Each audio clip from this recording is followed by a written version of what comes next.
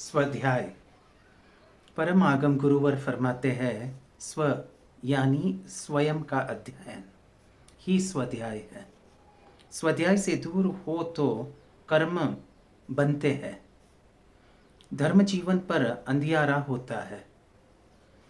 संसार दूसरों के प्रेम में पड़ने की यात्रा है, अध्यात्मा अपने प्रेम में पड़ने की।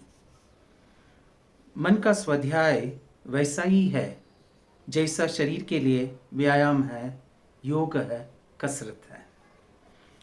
पवित्रता में प्रवेश के लिए स्वाध्याय तोरण द्वार है। स्वाध्याय से पवित्र क्रियाओं का ज्ञान होता है। स्वाध्याय ही परम तप है, इसलिए बहुत नहीं बहुत बार पढ़ो। स्वाध्याय से होता है जीवन में आत्म परीक्षण, आत्मनिरीक्षण और आत्मसमीक्षण। जीवन निर्माण के लिए स्वाध्याय के बिना ज्ञान की ज्योति नहीं जागती, आचार्य हस्तिमल जी का मानना है। स्वाध्याय चित्त की स्थिरता और पवित्रता के लिए सर्वोत्तम उपाय है। जैन दर्शन में ज्ञान प्राप्ति के लिए आवश्यक है कि मनुष्य नियमित रूप से स्वाध्याय करे। इसलिए जैन आगमों में मुनि का अर्थ है ज्ञानी। तुम स्वाध्याय करो, उससे 3 लाभ होते हैं। ज्ञान बढ़ता है, वैराग्य बढ़ता है और आचरण निर्मल बनता है। ये जैन आचार्यों का कहना है।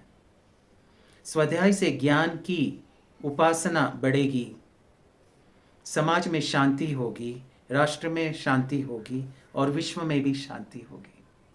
स्वाध्याय से सुसंस्कारित व्यापारी राष्ट्र का सर्वश्रेष्ठ भद्र पुरुष होगा।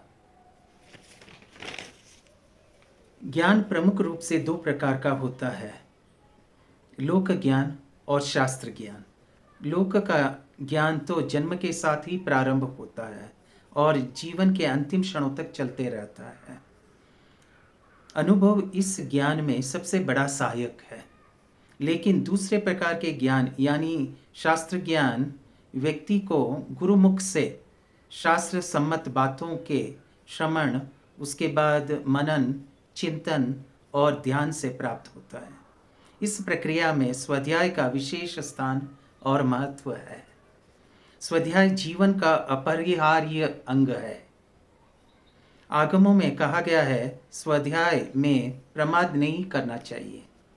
स्वाध्याय आत्मचिंतन, परिवार चिंतन, समाज चिंतन, राष्ट्र चिंतन और विश्व चिंतन का मार्ग प्रशस्त करता है।